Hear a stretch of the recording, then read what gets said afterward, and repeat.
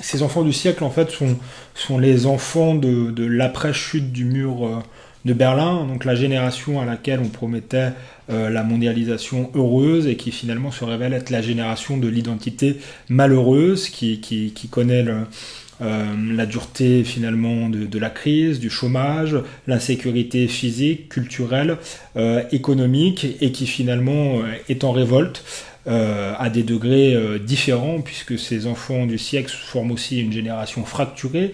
On a d'un côté une génération qu'on pourrait qualifier de Dieudonné, qui sont les enfants des banlieues, élevés au lait de l'antiracisme et qui ont un vrai ressentiment à l'égard de la France et qui, dans le pire des cas, peuvent être tentés par le djihadisme. On a la génération Zemmour, qui a donc découvert Éric Zemmour à la télévision et qui en a fait un peu son mentor. Et donc c'est une génération en but également à la mondialisation, qui subit les rapports parfois tendus dans la France périphérique avec les jeunes d'origine immigrée, notamment la génération Dieudonné. Enfin, on a une troisième génération qu'on pourra qualifier de génération Michéa, qui est la génération de la manif pour tous, qui a des préoccupations on va dire plus éthiques, mais qui défend également ses valeurs et son mode de vie dans un monde qui change très vite.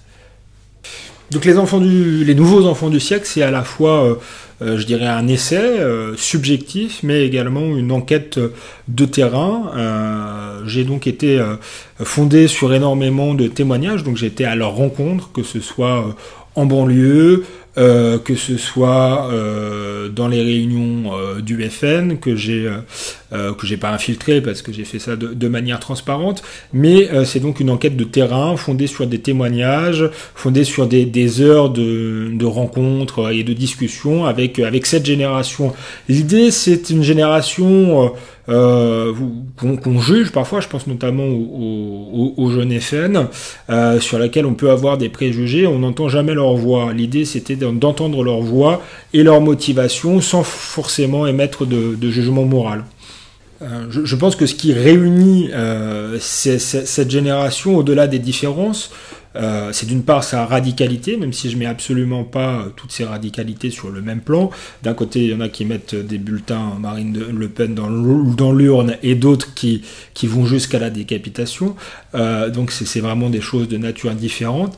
Mais il y a une même radicalité et surtout il y a une même quête de sens, de métaphysique dans une mondialisation purement économique où on a perdu la transcendance. Donc je crois qu'il y a une quête d'absolu dans cette jeunesse qui les réunit par-delà leurs différences. Alors, il y a, je crois, deux options. Cette génération fera le monde de demain. Je crois que ce qui est intéressant, c'est qu'on est sorti de la fin de l'histoire. Effectivement, il y a un retour de l'histoire qui, pour l'instant, a été tragique. On l'a vu avec la vague d'attentats ces 2 dernières années. Mais il y a aussi, dans cette jeunesse, une forme de sursaut patriotique. Quand croit le péril, croit aussi ceux qui sauvent. Et donc, toute la question, est-ce que ce sera la jeunesse de la reconstruction ou celle de l'explosion ?